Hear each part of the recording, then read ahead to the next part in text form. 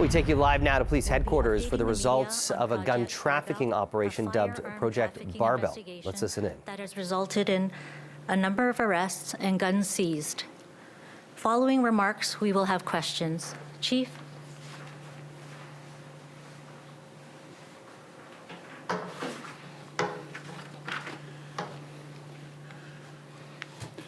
Good morning, and thank you for joining us today. I'm here with Superintendent Steve Watts of Organized Crime Enforcement to share the results of Project Barbell, a firearm trafficking investigation that has resulted in multiple arrests and, as you can see, the seizure of dozens of illegal firearms. In front of you today are 62 firearms, including 5 AR-15 semi-automatic rifles. 260 charges have been laid against 6 individuals, one of whom has now been identified as a suspect in a reckless shooting that occurred in a crowded bar in October of 2021. While we are here to show the public the results of a successful investigation, this is not a good news story. While it represents outstanding police work, we should all be disturbed by a gun seizure of this magnitude. Gun violence continues to be the most significant public safety concern for the people of Toronto. Why? Because our youth are dying over this issue. Shootings devastate families and erode the sense of security for entire communities. And every one of these guns was destined for our streets and our communities. StatsCan recently reported that the national homicide rate increased by a 3rd straight year. Noteworthy is that nearly a quarter of the killings in 2021 were linked to gangs and organized crime. Community safety is a shared responsibility, and the root causes of gun and gang violence are complex and extend far beyond the scope of policing. We remain fully committed to working with our partner agencies and all levels of government on prevention and addressing root causes for those who are at risk. But let me be clear, we are equally committed to targeting those who are high risk, those who choose to carry and to use illegal guns in our neighborhoods. In addition to our commitments to prevention and enforcement, we have also advocated through our board for bail reform and other legislative changes to better tackle gun violence in our city. These include ensuring that bail hearings for the most serious firearm offenses are heard by a judge of the Ontario Court or Superior Court to hold the most high-risk offenders more accountable for their dangerous actions. Amending the criminal code so that someone who intentionally uses a gun in a public setting surrounded by innocent people, like a park or a nightclub, is prosecuted to the full extent of the law, including a charge of first-degree murder if someone is killed in these circumstances. In other words, firing a handgun in a congregate setting. Or at least alternatively, consider increasing bail opportunities to be somehow mirror first-degree murder. And finally, a commitment to ongoing funding at our border crossings. We've indeed received millions of dollars in federal funding that's allowing CBSA to have more boots on the ground and to help all levels of firearm investigation, a lot of firearm investigation to continue to deal with smuggling and trafficking, which is the essence of where all these firearms have come from. But there's more investment that needs to be made. So again, I want to thank our officers, particularly those in our integrated gang and gun task force, for their hard work and dedication to community safety. As you can see by what's on display here, this is a tremendous achievement. And now I'm going to ask Steve Watts of Organized Crime Enforcement to provide more details about this investigation. Steve.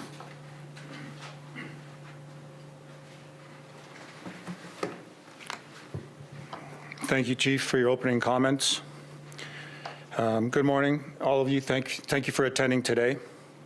First of all, I'd like to personally commend and thank all of our members, investigators, supervisory personnel, and the support staff who contributed to this project file on behalf of myself, the command and the chief, and more importantly, the overall community that we serve.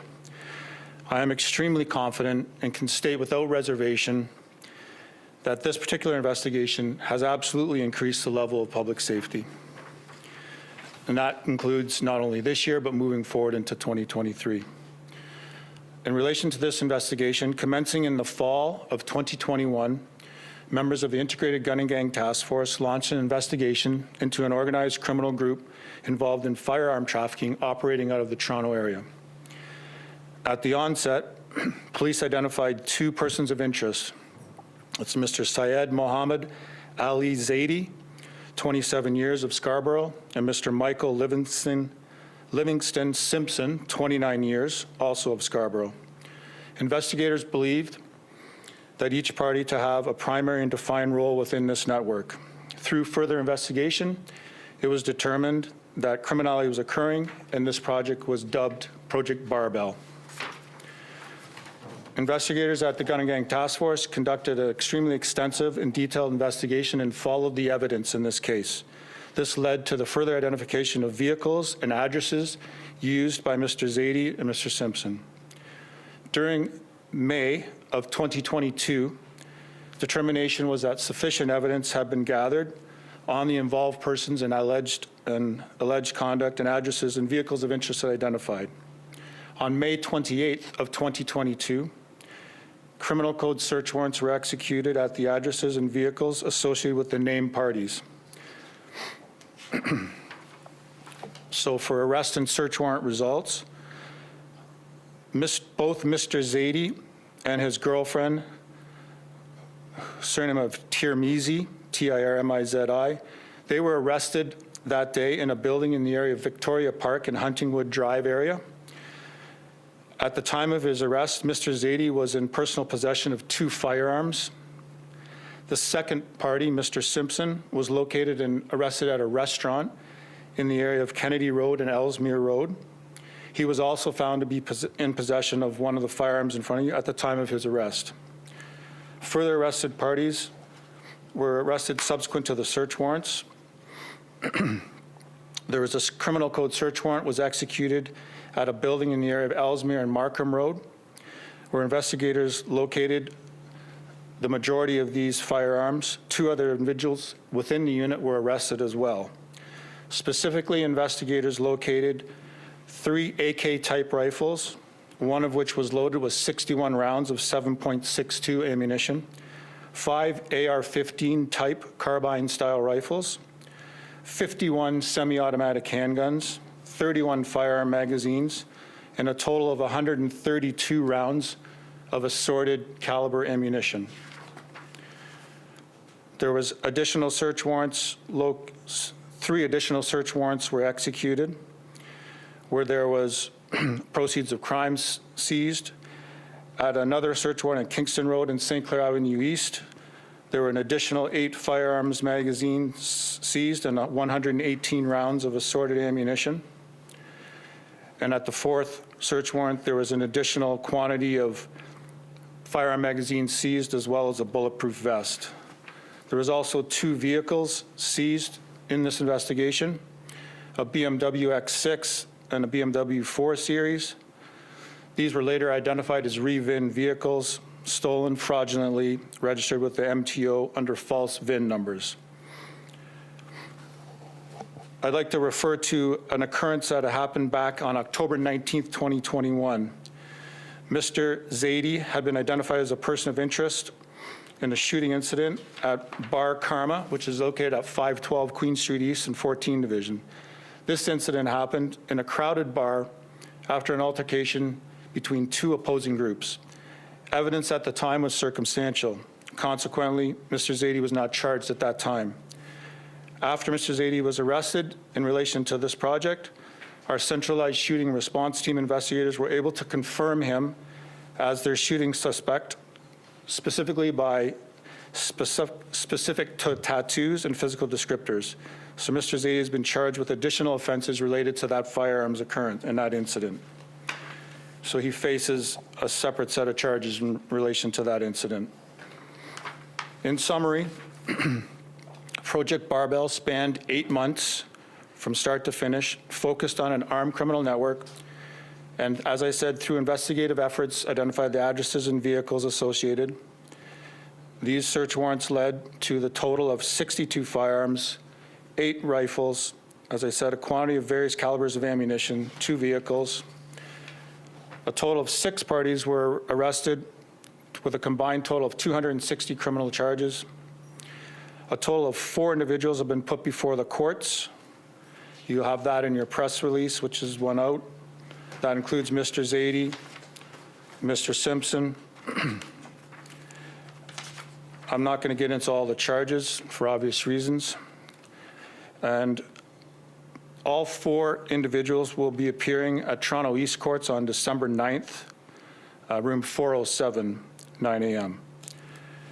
The one other thing I'll comment on about this display of firearms in front of you is of the 62 firearms seized, 58 were traced, 4 were untraceable, 4 of the AR-15 types were untraceable, no serial numbers, no make and model. Of the remaining 58 that were traced, 57 were traced to the United States, to US, primarily Arizona and Texas, and only one of these firearms was traced to Ontario. It was a stolen firearm from a break-and-enter back in 2021. So in essence, the overwhelming, whatever that is, 98% of these firearms were traced from the US. So that speaks to the chief's comment about our border integrity and the flow of illegal crime guns coming up from the United States. That concludes my comments, subject to your questions for the chief and I. General, I'll start first off. Congratulations. That's an awful lot of credit to be taken off the March streets to you and your office. So did I hear you correctly that only one of these guns that's being presented was a legal handgun? Did I hear that part? Correct. Correct. So, and the majority of these came from the United States. And did you seize any hunting rifles as a result? Were there a lot of guns like hunting rifles seized as part of your investigation? No. Everything, the completeness, the total seizures are in front of you here today. Where are all these guns going? I'm suggesting they're destined for Toronto and the GTA. The individuals that were arrested were alleging had firearms, had 3 of these firearms on their person, and this was a supply to be sold on the streets of Toronto and in the GTA. Do you know how they were coming up from the States? I'm not going to speak to that. Can you just talk about sort of how that relates to the bigger problem of gun violence on our streets? I know that the mayor is quite vocal about it. I know the chief is vocal about it. If all these are coming from the States, what does that say about the bigger problem, and what are sort of the resolutions to address it? Well, that's a multi-layered question and probably a long conversation that we don't have time for today. I mean, obviously it's access to firearms. Everyone's familiar with, we've talked about it before. It has to do with immediate access to firearms. We talk about historically, perhaps, if you and I were involved in a road rage incident, I may have my firearm back at my apartment being held by a friend, a partner. Now, with the proliferation of the handguns we see in the street specifically, immediate access means I have that firearm on my person.